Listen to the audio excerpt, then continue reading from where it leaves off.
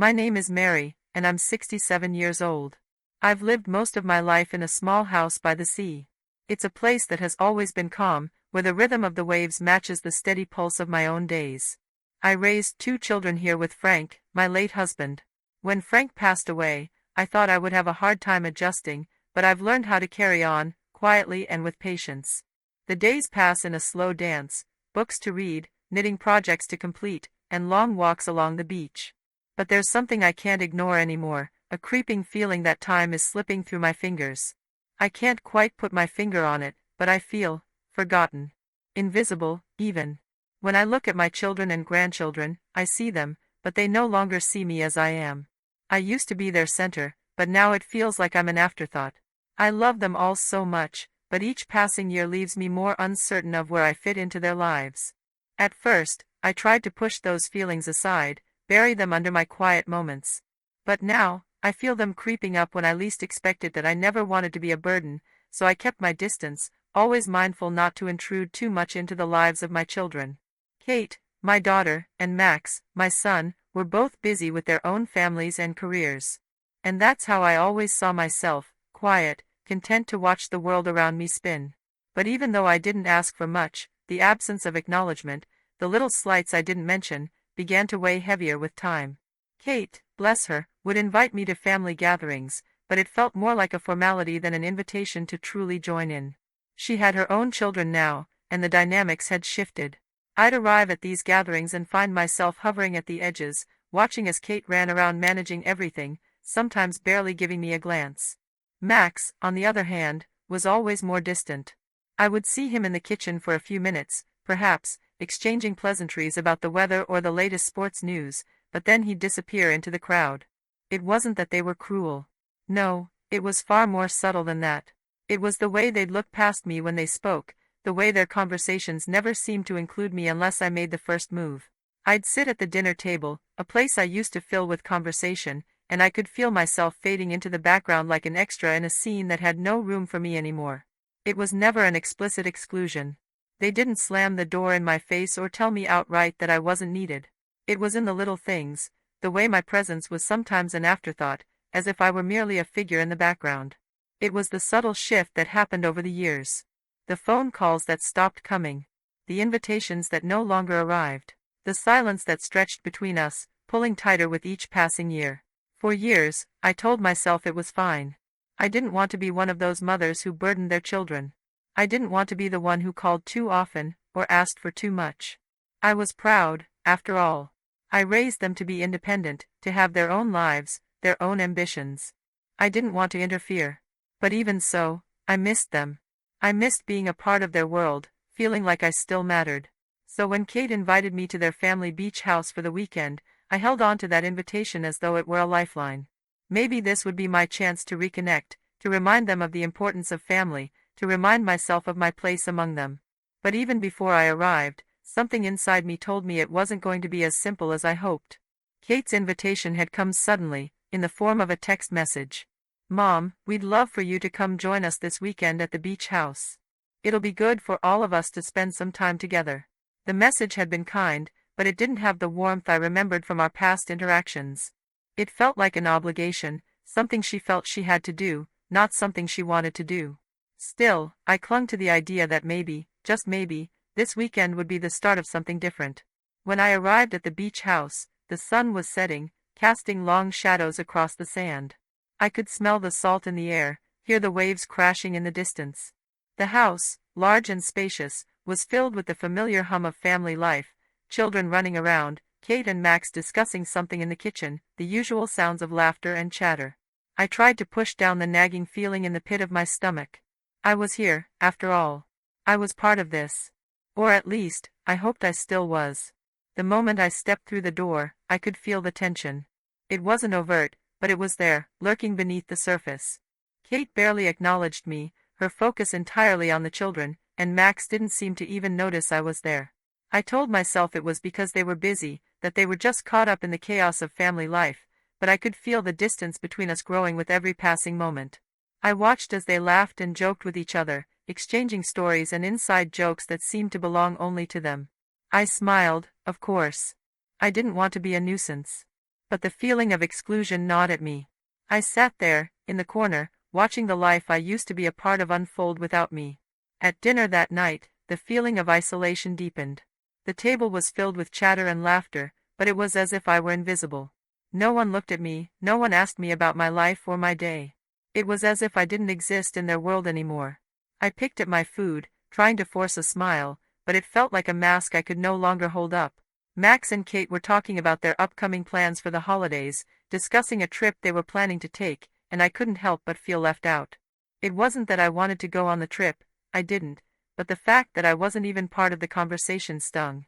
They talked about their children's school plays, their latest projects at work, their friends, their lives. I had no part in it anymore. It was as if I was a relic of a past life, no longer relevant to the present. And then, in the middle of the evening, when I thought things couldn't get worse, I overheard something I wasn't meant to hear. Max was sitting at the kitchen counter, talking to Kate in a hushed voice. I was standing in the doorway, holding a glass of wine in my hand, when I heard Max's voice clearly, even over the noise of the house. "Why is she even here?" he asked, his tone dripping with annoyance. I froze. The glass in my hand felt heavier. "Max," Kate said, her voice low but still sharp, "she's our mother. Don't be cruel." But it was too late. The damage was done. I felt the sting of his words like a slap to the face, the weight of them sinking deep into my chest. My eyes burned, but I held back the tears. I wasn't going to cry, not here. Not in front of them. I had spent years raising them, loving them, and now, this was the gratitude I received. A simple, thoughtless remark that cut through the last of my resolve. I set the glass down on the counter, careful not to make a sound as I turned and walked out of the room. The laughter and conversation continued behind me, unaware of the devastation I was carrying. I couldn't believe it. I had spent years being there for them. I had been a good mother, a good grandmother. I'd given them everything I had, emotionally, physically, and now, it felt as if none of that mattered. I stood in the hallway for a moment, just breathing, trying to steady my shaking hands. The pain, the overwhelming sense of betrayal, was almost too much to bear. The next few hours passed in a blur of strained smiles and awkward conversations. I barely slept that night, my mind racing, replaying the words I'd overheard. "Why is she even here?"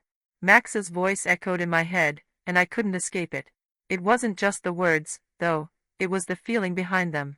The dismissiveness, the coldness, as if I didn't belong there. As if I was an intruder in my own family. The next morning, I could barely bring myself to join them for breakfast. Kate had made pancakes, and Max was joking with the children about who could eat the most. It was the picture of family life, and I wasn't sure if I was supposed to be part of it or not. I sat there quietly, pushing my food around on my plate, wondering if I was just too old for this. Perhaps I had overstayed my welcome without realizing it. As the day wore on, I found myself retreating more and more into the background, not wanting to be a burden, not wanting to intrude. I took long walks along the beach, trying to clear my mind, but the more I walked, the more I realized that I wasn't sure where I belonged anymore. My world had become too small, too quiet. It was no longer just the house by the sea that felt like a refuge, it felt like a prison, a place where I was confined to memories of a life that no longer existed. Later that evening, when we all gathered around the table for dinner, I thought maybe things could improve. Maybe, after a long day of silence, the family would finally notice me. Maybe Max would speak to me like a son should, and Kate would stop avoiding eye contact. But what happened that night only deepened my sense of abandonment. We were all sitting around the table, plates piled high with roast chicken and vegetables. The conversation flowed around me, as it always did, but this time, it felt even more distant, more fractured. The sound of their laughter, the stories they shared about work, friends, and family, felt like a world that was slowly slipping away from me. They spoke of things I didn't understand, of plans I wasn't a part of, and as the evening went on, I felt my grip on my place in their lives slipping further and further. The most painful part came when the topic of family holidays was brought up. Kate mentioned that they were planning a big trip for Christmas, a vacation in the mountains, with plenty of activities for the children. It sounded lovely, and I forced myself to smile, to look like I cared. But inside, I felt a pang of loneliness. Max, noticing my silence, looked up from his plate. For a brief moment, I thought maybe he would say something to include me, to make me feel like I still mattered. But instead, he just glanced at me with a distracted look and said, "Mom, you should probably just stay home for Christmas. You know, keep the house in order while we're away." The words hit me harder than I expected. He didn't mean it maliciously, I knew that, but it was as if I were nothing more than a caretaker, a piece of furniture in the house that was only useful when needed. No offer of companionship, no invitation to join them, just a simple directive to stay home. It was at that moment that something inside me broke. I had been invisible for so long, quietly tolerating it, but hearing those words, so casually spoken, made me realize the truth. I was no longer part of their family. Not in the way I once was. I wasn't needed. I wasn't wanted. I didn't respond to Max. Instead, I pushed my chair back from the table and excused myself, the sting of his words cutting through me like a knife. I walked out of the room, my heart heavy with a sorrow I didn't know how to express. I didn't want to cry. I didn't want them to see how much it hurt. So, I walked to my room, closed the door behind me, and sat down on the edge of the bed, trying to hold myself together. I hadn't expected to feel this way. I had hoped that time and distance would have healed the rift between us, but instead, it felt like the distance was growing wider with every passing day. I was no longer the mother who mattered, the grandmother who was loved. I was simply there. A part of the landscape, but not part of their lives. As I sat there, the weight of it all came crashing down. The years of sacrifices, the countless moments spent raising them, comforting them, and loving them without condition, it all seemed to have meant so little in the end. I had given them everything, but I was left with nothing.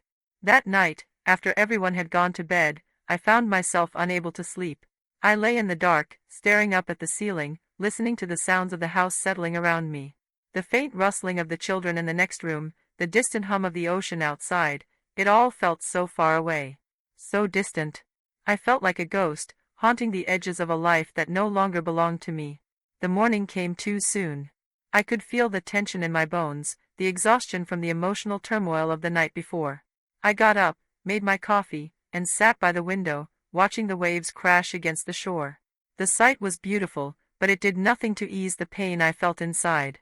I had spent so many years dreaming of moments like this with my family, quiet mornings, shared meals, conversations that brought us together. But now, all I had were the memories of a time that no longer existed. That morning, Kate came to my room to check on me, as she always did. She had a forced smile on her face, the kind that tried to disguise the awkwardness between us. "How are you, Mom?" she asked, her voice gentle but distant. I looked up at her, and for a moment, I considered telling her everything. Telling her how much it hurt, how invisible I had become in their lives, how the simple act of being left behind for Christmas had broken my heart. But instead, I just smiled weakly and said, "I'm fine, Kate. Just tired." She nodded, her eyes flicking to the door. "Well, we're all getting ready to head out to the beach. You should come with us." I didn't respond. I didn't want to go. I didn't want to pretend everything was okay when it wasn't. So, I simply nodded and muttered something about needing a rest, something about feeling too tired to join them. She left, and the door clicked softly behind her. I stayed there, alone, staring at the ocean, the weight of everything pressing down on me.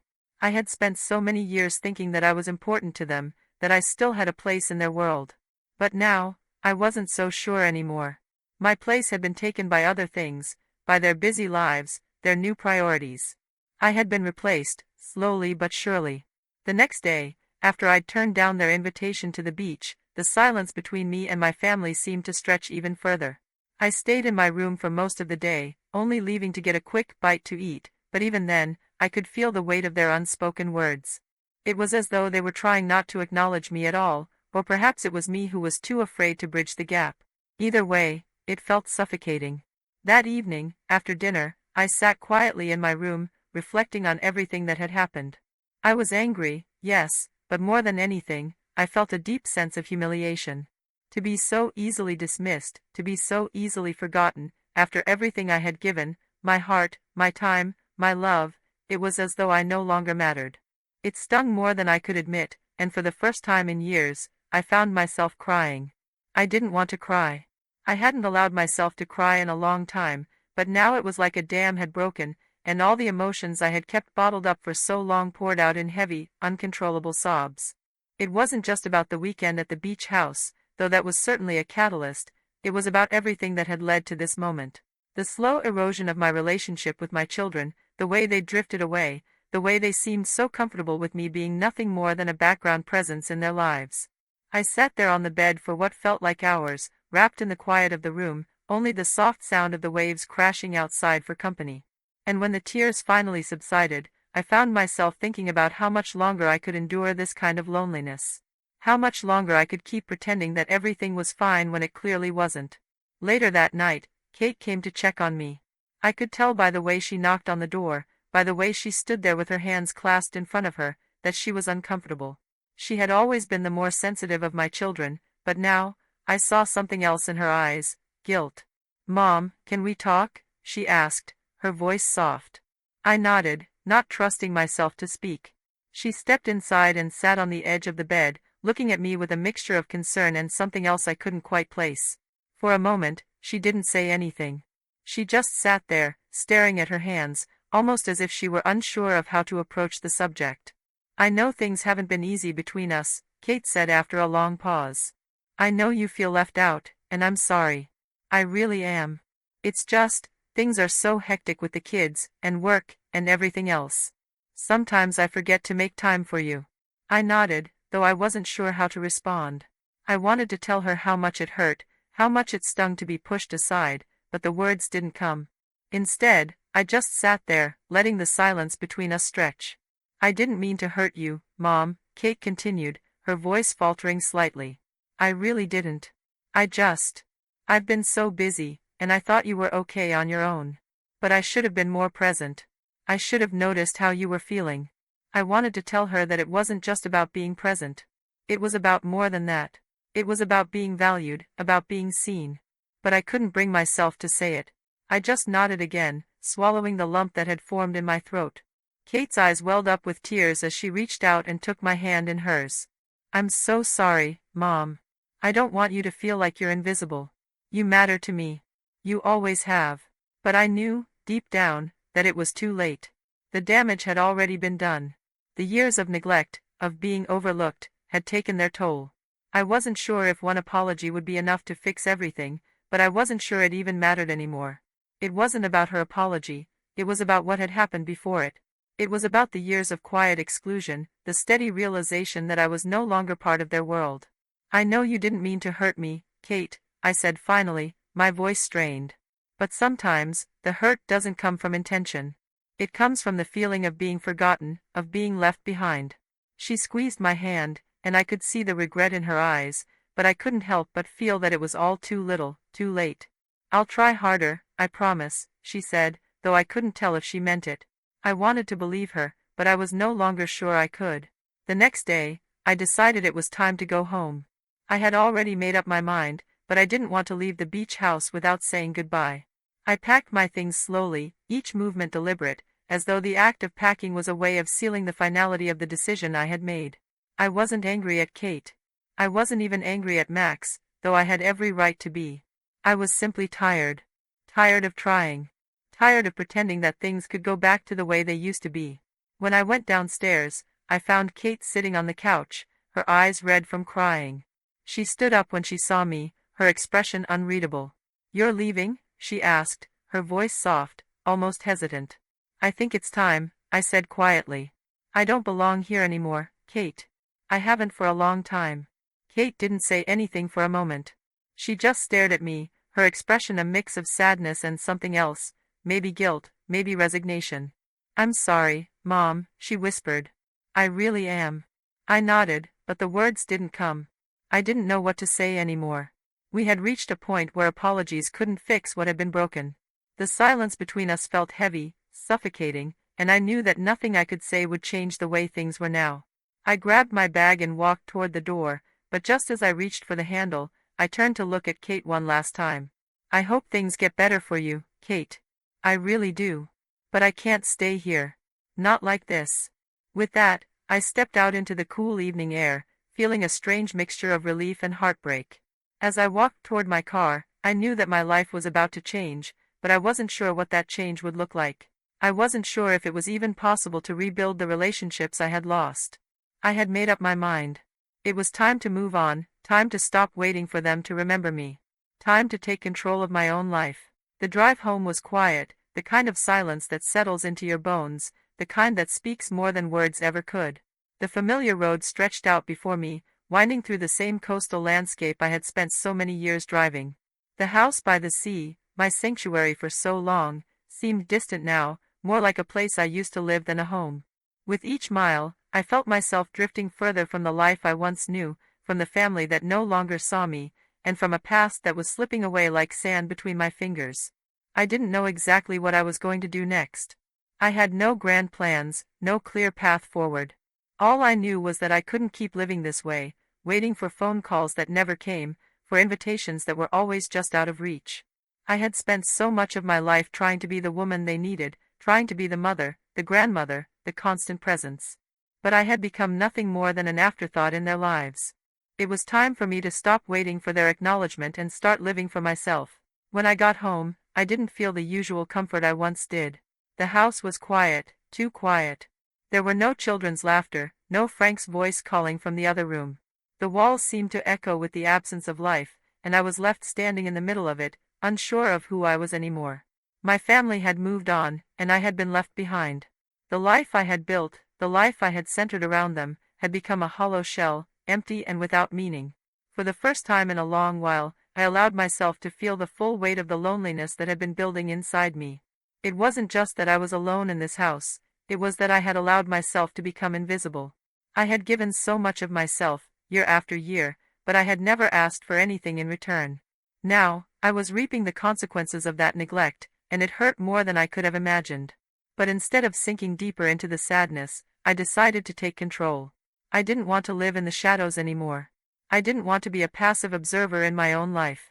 The more I thought about it, the more I realized that I had spent so much of my time living for others, that I had forgotten how to live for myself. I had forgotten how to be the person I was before I became a mother, before I became a wife. The person who had dreams, who had hopes, who had passions outside of family obligations. I spent the next few days in a daze, going through the motions of daily life, taking care of the house, making meals, knitting in the evenings. But the weight of my decision began to settle in. I knew I couldn't keep pretending that everything was okay, that I was fine with the way things had turned out. I needed to make a change, to step outside of my comfort zone and take control of my future. One morning, as I was going through the motions of my usual routine, something inside me snapped. I couldn't ignore the feeling any longer. It was time to make a move. I needed to stop relying on my children for validation and create a new life for myself, a life that didn't revolve around them. The thought of starting over, of finding a new purpose, both terrified and excited me. But it was the only way forward. I took a deep breath, pulled on my jacket, and drove to the lawyer's office. The idea had been in my mind for days, but it took all of my courage to actually act on it. I had never been one to make big decisions without a lot of thought, but I had spent enough time thinking about this. It was time to make it real. The lawyer's office was located on the outskirts of town, in a small, unassuming building. I had passed it hundreds of times over the years but had never needed to go inside. Now, as I parked in the lot, my heart raced. I didn't know what to expect, but I knew it was time to take control of my future. Inside, the office was quiet, the air thick with the scent of old paper and leather. I took a seat in the waiting area, my hands trembling slightly as I clutched my purse in my lap. The receptionist smiled at me, her face polite but distant, as if she had seen people like me, older women, coming in to make big decisions, countless times before. She didn't know that I wasn't just here for some routine legal work. I was here to change my life. When the lawyer called me in, I stood up, my legs feeling shaky beneath me. He was an older man, middle-aged and efficient, his office neat and organized, as if he were accustomed to handling matters like this with precision. He greeted me with a warm smile, but I could see the curiosity in his eyes, wondering what had brought me here. After a brief exchange of pleasantries, I got straight to the point. "I'd like you to review my will," I said, my voice steady, though my heart was pounding in my chest. "I want to make some changes." The lawyer raised an eyebrow, his interest piqued. "Certainly," he said, motioning for me to sit. "Let's take a look."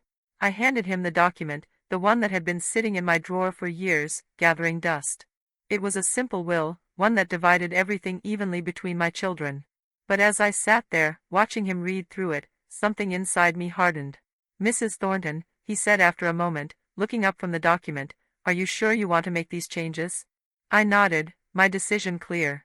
Yes, I said, my voice more firm than I felt. I want to leave everything to charity. Nothing for my children. The lawyer looked at me in surprise, clearly not expecting such a drastic change. Are you sure? This is a big decision. It could cause tension within your family. I know, I said, my voice barely above a whisper. But I'm done. I'm done being invisible. I want to leave a legacy that means something to me, not to them. For a moment, the lawyer said nothing. He simply stared at me, and I could see the wheels turning in his mind as he processed what I had said. Finally, he nodded. I can help you with that. If you're certain, we can make the changes you've requested.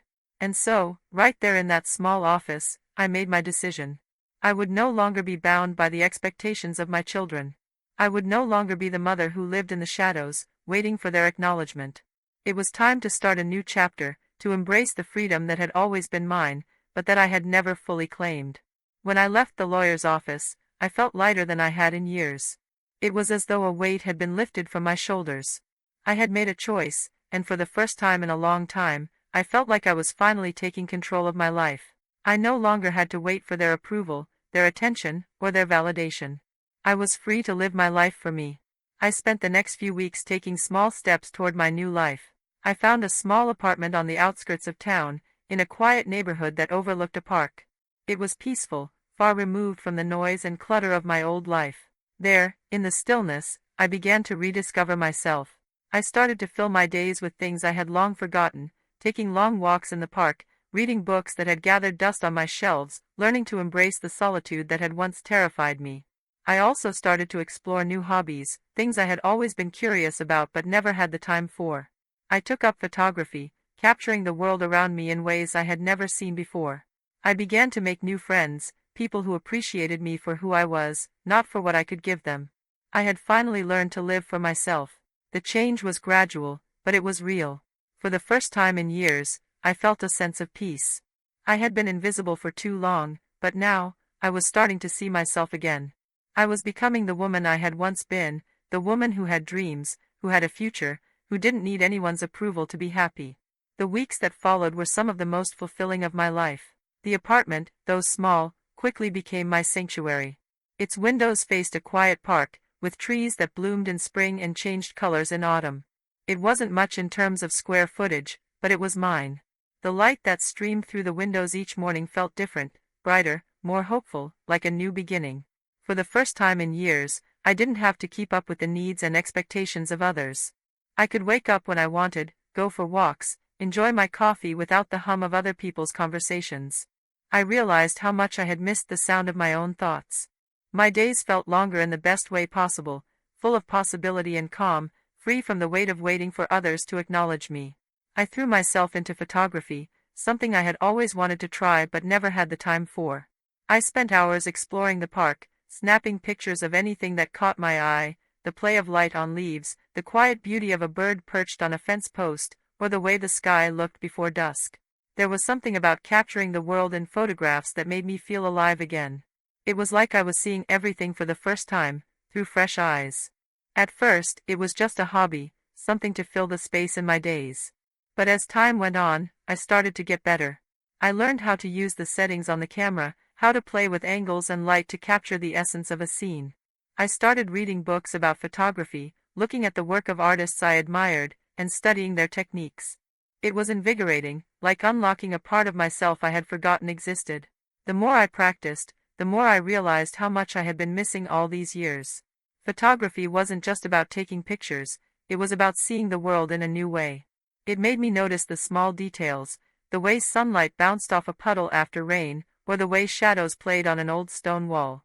For the first time in ages, I felt like I was truly living in the moment, paying attention to the things I had overlooked for so long. One afternoon, while I was walking through the park with my camera, I met a woman named Evelyn.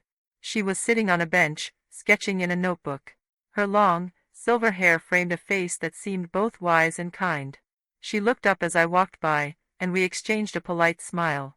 I didn't think much of it at first, but when I sat on the bench nearby to take a picture of a cluster of wildflowers, she spoke to me. "You have an eye for detail," she said, her voice soft but firm. "It's rare to see someone so focused on the small things." I smiled, grateful for the compliment. Thank you. I'm just starting out with photography. It's something I've always wanted to do, but never had the time. She nodded thoughtfully, as if considering something. Photography is a way to find the world again. To see things the way they truly are, not how others want us to see them. You're on the right path. Her words lingered in my mind long after we parted ways that afternoon. It was as if Evelyn saw something in me that I hadn't quite recognized yet, something deeper than the woman who had been a mother, a wife, a grandmother. I was learning how to see myself again, not as a figure in the background of other people's lives, but as a person with value and vision of my own. We exchanged numbers, and over the next few weeks, we met regularly for walks and talks about art, photography, and life in general. Evelyn was a retired artist who had spent her career teaching others about the power of creative expression. She had moved to the area a few years ago to enjoy the peace and quiet of the countryside. Her life was full of art, travel, and books, and though she was older than me, she exuded a vibrancy I envied. One afternoon, while we were walking through the park, she turned to me and said, "Mary, have you ever thought about showing your photographs to others? You've got an incredible eye for capturing beauty. You should consider doing something with this talent." I hesitated. The thought of putting my work out there, of opening myself up to the judgment of others, made my stomach tighten. "I don't know," I said, looking down at my camera. "It feels like too big a step. I've never done anything like that before." Evelyn smiled gently, her eyes sparkling. "That's exactly why you should. You've spent so much of your life taking care of others, living for others. Now, it's your turn to shine. You deserve to see what you're capable of." Her words hit me harder than I expected. They unlocked something deep inside me, something I had buried for years. I had always been the one in the background, supporting others, taking care of their needs, making sure they were seen and heard. But now, for the first time in a long while, I realized that I had a voice of my own, one that was just as worthy of being heard. That evening, I took a deep breath and made the decision to do something that scared me. I put together a small portfolio of my best photographs and submitted them to a local gallery. I didn't expect much. I didn't even know if they would accept my work. But the mere act of submitting something I had created felt like a victory in itself. It was my declaration to the world that I was no longer invisible, no longer content to sit on the sidelines of my own life. A few weeks later, I received an email from the gallery. My heart skipped a beat as I opened it, and when I read the words, I couldn't believe it. They wanted to feature my work in an upcoming exhibit. I felt a rush of excitement and fear all at once, but more than anything, I felt a sense of pride. I had done it. I had taken the leap, and someone had recognized my work.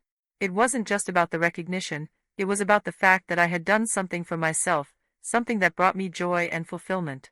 The night of the exhibit was a blur of lights, people, and excitement. My photographs hung on the walls, and I stood there, nervous but proud, watching people admire the images I had captured. I had always believed that art was for the young, for those who had the time and energy to devote to it. But here I was, a 67-year-old woman, proving that it was never too late to follow your dreams.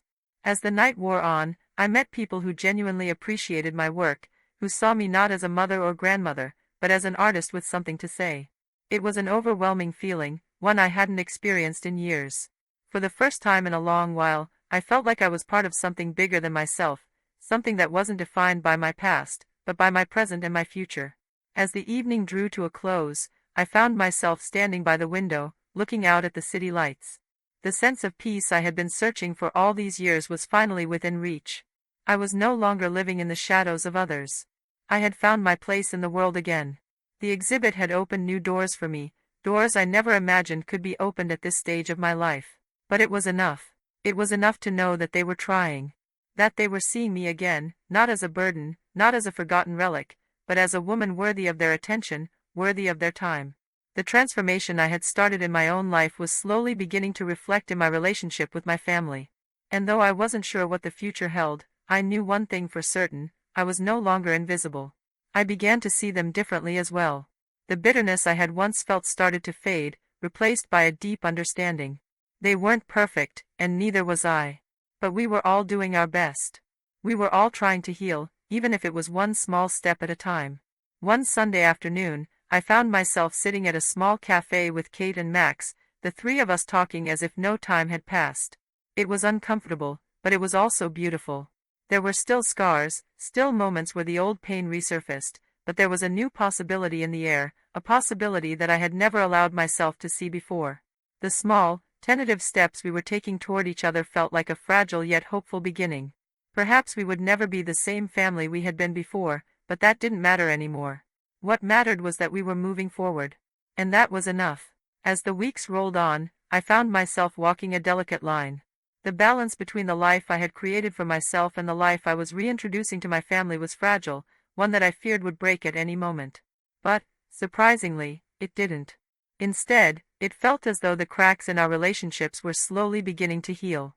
The cracks weren't gone, they were still there, faint and tender, but they were no longer sharp and jagged.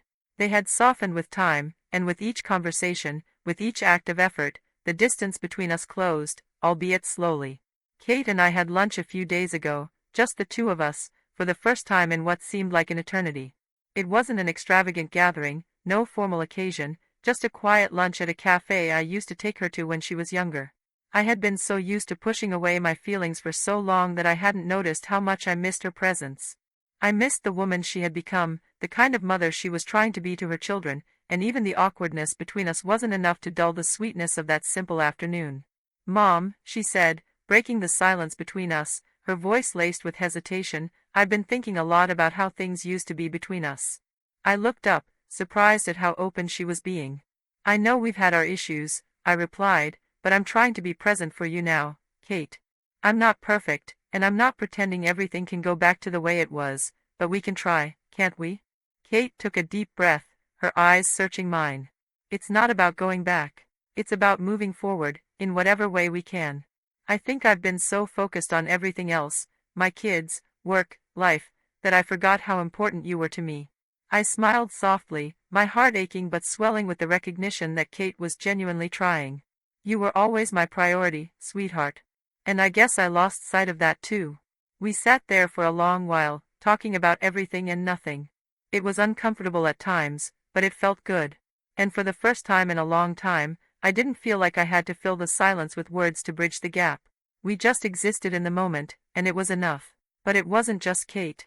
Max, too, had been trying, maybe not as boldly, but his efforts were there. He invited me over for dinner a few weeks after that. At first, I had hesitated.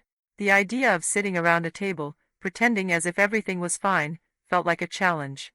But as the days passed, I realized that it wasn't about pretending anymore. It was about stepping into the awkwardness, sitting through the discomfort, and acknowledging the fact that we were all trying. When I walked into Max's house, I was taken aback by how much it had changed.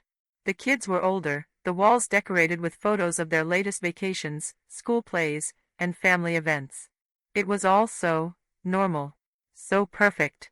For a moment, I felt like an outsider, the same way I had always felt, but this time, there was no anger behind it. Just a quiet acceptance. Max greeted me with a smile. "Hey, Mom. It's been a while." "Yeah, it has," I said, returning his smile. "I'm glad you invited me." We sat down to a simple meal, but as the evening unfolded, I found myself noticing things that had once been familiar, but were now unfamiliar, the small changes in the kids' personalities, the way Max and his wife, Sarah, interacted. I was watching them from the outside in, no longer the constant observer who was part of the scene, but a visitor, stepping into their lives without an explicit invitation. Max's voice broke through my thoughts. "Mom, I know things haven't always been easy between us. I know I haven't been the best son." He paused, and I could see the genuine remorse in his eyes. "But I don't want to lose touch with you again. I don't want to let time slip away anymore." There it was. The admission I had been waiting for, the words that finally acknowledged the distance. "I've missed you, Max," I replied, my voice steady but filled with emotion. "But we've both got a lot to work through. We can't just pretend that everything is fine." "I know," he said. "But I'm willing to put in the effort." "Are you?" The question hung in the air for a moment, and I realized that it wasn't just about my son trying. It was about me, too. I had spent so long building walls to protect myself from the hurt, from the rejection. But the walls had only kept me isolated. I had to let them down, at least a little. Not for them, not for anyone else, but for myself. "I think I'm ready to try," I said.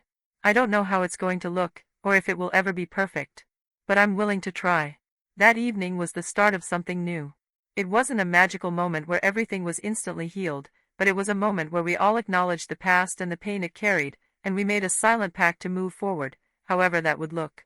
It wasn't just the family, though. Something inside me shifted as well. As I sat there, sharing dinner with my son and his family, I realized that I was beginning to see myself differently. For so long, I had defined myself by my roles as a mother and grandmother, by the relationships I had with my children. But now, I saw that I didn't need them to validate my existence. I had built something of my own, something I was proud of. I was no longer invisible in my own life, and that was a power I had never fully appreciated. That realization didn't come easily, but it came with a quiet certainty. I didn't need to hold on to the past or wait for their approval. I had proven to myself that I was capable of building my own happiness. I didn't need them to fill the emptiness I had felt for so long, I could fill it myself. But it wasn't about closing the door to my family. No, it was about opening new doors, ones that would allow me to walk alongside them, not behind them. I was no longer just the mother or the grandmother. I was Mary, a woman with dreams, with a passion, with something to offer the world. And while I was willing to try to open the door again to my family, I knew that the key to my happiness lay in my own hands. As time passed, I found myself growing more comfortable with the idea of having a relationship with them again, but without depending on them to fill the voids in my life. I was still learning to be independent, but I had begun to realize that part of the process was allowing myself to be loved, even if it wasn't the way I had expected. I learned that love wasn't about perfection, nor was it about constant acknowledgement. It was about being seen for who you are, about acknowledging each other's flaws and struggles, and still trying to build something together, no matter how slow the progress might be. Max and Kate, too, seemed to be learning the same lessons. We were all healing, step by step, though the past would never be forgotten. It was part of us. But it didn't have to define us. Not anymore. One Saturday afternoon, we sat down as a family, me, Max, Kate, and the kids, for the first time in years. It wasn't a big family reunion, no grand gestures or emotional declarations. It was simply us, together, trying to reconnect. And it felt good. More than good, actually. It felt like we were all getting a second chance. It was in the quiet moments, the mundane moments, that I began to feel a sense of peace. My children had changed, but so had I. And for the first time in a long time, I was okay with that. We were all changing, evolving, and learning to understand each other in new ways. It wasn't perfect, and there would still be bumps along the way, but that didn't matter anymore. What mattered was that we were trying. And that, in itself, was enough. As the months continued to unfold, I found myself standing at a crossroads in life.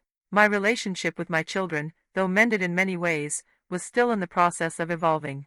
We had made progress, yes, but it wasn't a smooth journey. There were still moments of awkwardness, of silence, and of miscommunication. But despite the discomfort, I felt a sense of peace I hadn't known in years. I was no longer seeking validation from them, no longer waiting for their approval. I had finally learned that the key to my happiness lay within me, not in the hands of others. I had made the choice to live for myself, to stop existing only as a reflection of my family's needs and desires. And yet, there were still times when the absence of their presence, the quiet spaces between us, felt unbearable. The desire for connection, the need to be loved and needed, was deeply ingrained in me. I had spent so many years caring for them, trying to be the mother, the grandmother, the constant support. And now, for the first time in a long time, I was trying to figure out who I was outside of those roles. The change didn't come quickly, nor did it come without its challenges. There were days when the loneliness crept in, when I longed for the companionship I had once taken for granted. But there were also days when I felt completely free, liberated from the shackles of expectation. I no longer had to worry about where I fit into their busy lives. I was finally discovering the woman I had been before all of the roles, before I became a mother, a wife, a caretaker. I was reclaiming myself, piece by piece. And yet, despite all the progress, the family ties were never truly severed. There was still a part of me that couldn't let go completely. I wasn't ready to abandon them altogether, even though I had long ago made the decision to stop waiting for them to give me the attention and care I had craved for so long.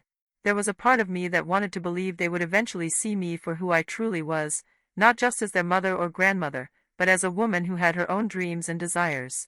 The phone rang again. I glanced at the screen, and my heart skipped a beat when I saw Kate's name flashing across it. I hadn't spoken to her in a few weeks, our contact having grown more infrequent as we both tried to navigate our new, tentative relationship. I hesitated for a moment before answering, my hand trembling slightly. "Hi, Mom," she said, her voice soft but steady. "I've been thinking a lot about you lately. About us. And I wanted to check in." I took a deep breath, my thoughts swirling. "I've been thinking about you too, Kate," I said, trying to keep my voice even. "But I've also been wondering if I've been doing the right thing, stepping back from everything. I don't know if I'm really ready to go back to the way things were. But I don't want to close the door, either." There was a long pause on the other end, and I could hear Kate's breath catch. "I don't want to go back either," she said. "I think we both need to stop pretending like everything was perfect, like we didn't have our issues. But I don't want to lose you, Mom. Not like we did before. I know I've hurt you, and I don't know how to fix it, but I want to try. I don't want to keep living in the past." Her words hit me harder than I expected. I had spent so much time holding on to the past, unable to move forward because I was still waiting for them to come around, to apologize, to give me something that made everything feel right again. But now, I realized, I had already begun moving on. I didn't need them to fix the past, I needed to move forward on my own terms. And for the first time, I saw that this was a turning point, a crossroads I had to decide for myself, not for them. "I don't know if I can go back, Kate," I said softly. "But I'm willing to try, in a new way. We've both changed, and I think we can start from here, not from where we were." "I understand," she replied, her voice steady. "And I'm ready for that, Mom. I don't want to repeat the mistakes we made before." The conversation ended on a quiet note, both of us still uncertain, but with an understanding that we were both willing to try again, to rebuild, this time with clearer boundaries and expectations. It was in this moment that I realized something crucial. It wasn't about going back to the way things were. It wasn't about reclaiming a version of the past that no longer fit. It was about finding a new way forward. It was about understanding that my place in their lives was no longer that of a caretaker or an invisible presence. I was a woman who had her own life to live, who had dreams to chase and passions to nurture. My relationship with them could evolve, but only if I stopped holding on to the idea of what it was supposed to look like.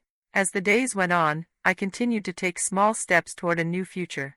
I didn't know exactly where it was taking me, but I had faith in the process.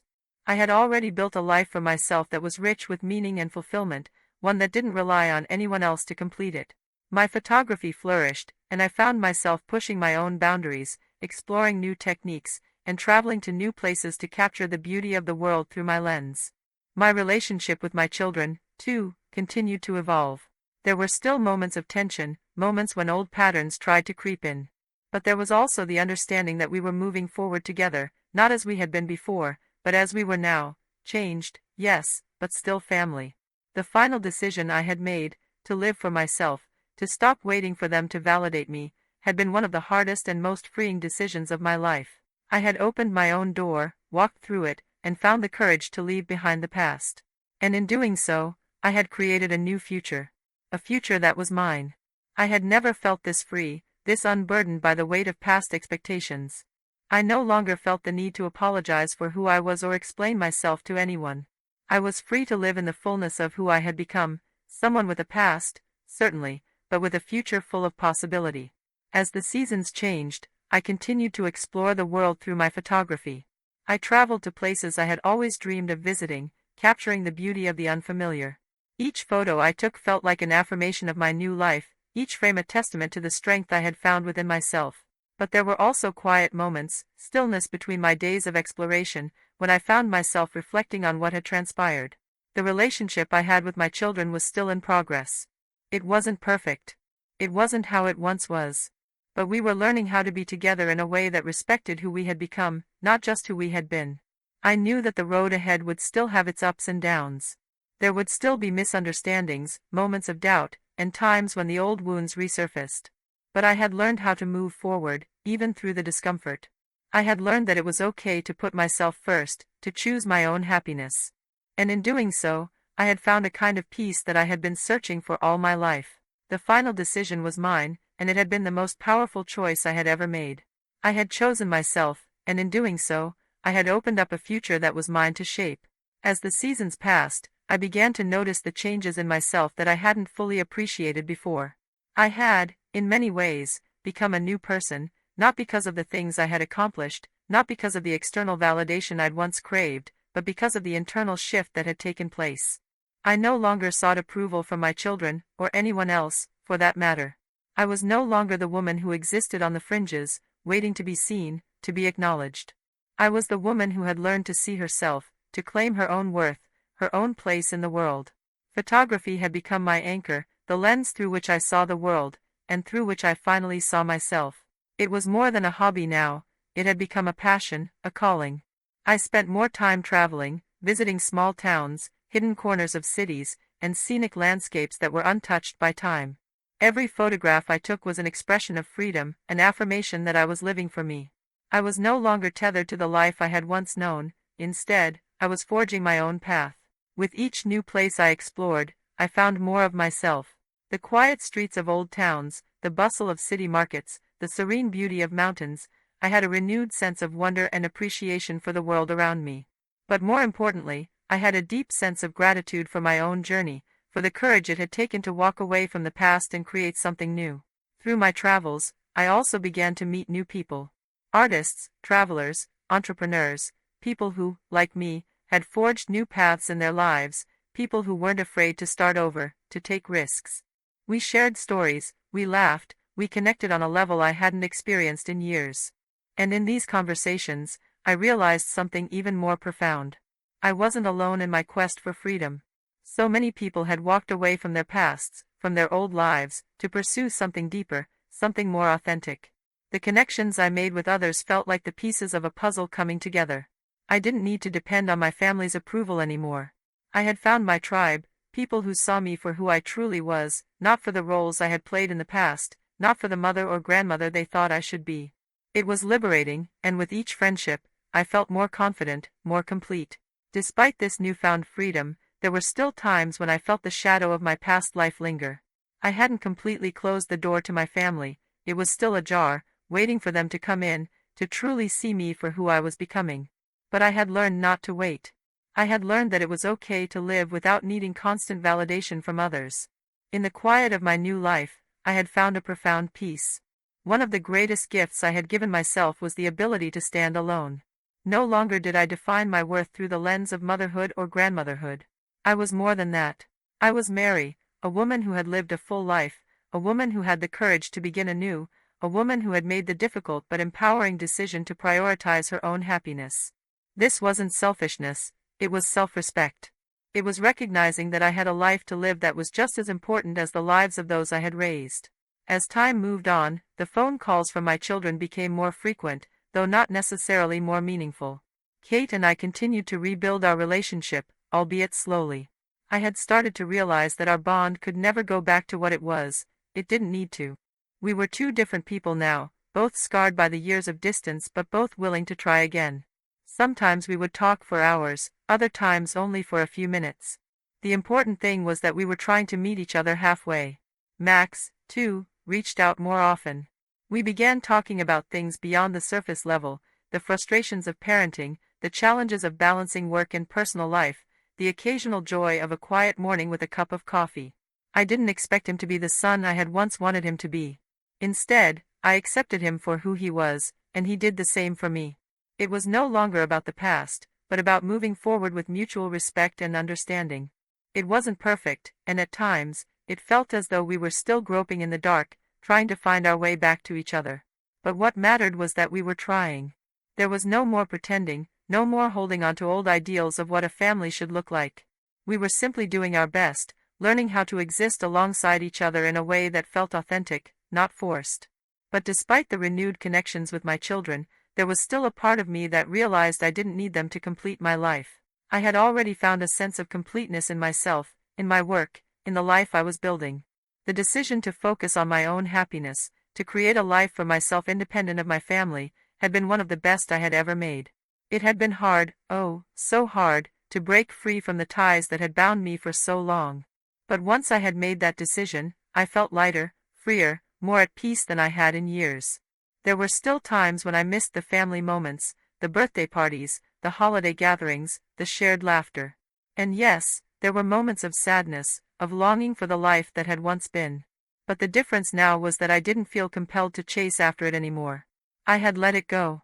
I had made space in my life for new experiences, for new relationships, and most importantly, for my own self-discovery. I began to think about the future not as something to fear, but as something to look forward to. The road ahead was no longer defined by what had been, but by what I could create. There was a sense of possibility, a sense of hope that I had long ago abandoned. I realized that, even though I had lost so much, I had gained something far more important, the ability to live for myself. I was no longer a passive participant in my own life. I was the architect of my future, and the plans I had for it were my own. A few months ago, I started writing. At first, it was just notes, jotted down in a notebook I kept beside my bed. But soon, I began to see it as more than just a hobby. I had always loved reading, loved stories, and now I realized that I had stories of my own to tell. It was strange, this desire to write, like a deep, buried part of me had finally come to life. I wasn't sure where it would take me, but it felt as though I was opening yet another door, a door that led to new possibilities. There was a quiet pride in knowing that I had survived the darkness of my own soul. The pain I had carried with me for so long, the yearning to be seen, had finally lifted. I had stopped waiting for them to see me, to love me, to validate me. I had learned to see myself, to love myself, and in doing so, I had found a sense of peace and freedom that I never thought possible. And with each new chapter that opened before me, I knew that I had made the right choice. Not just for myself, but for everyone around me. Because in the end, the best thing I could have given my family was the gift of a happy, fulfilled mother, a woman who had found her own way, not by depending on others, but by standing strong on her own 2 feet. The final decision was mine, and it had been the most powerful choice I had ever made. I had chosen myself, and in doing so, I had opened up a future that was mine to shape.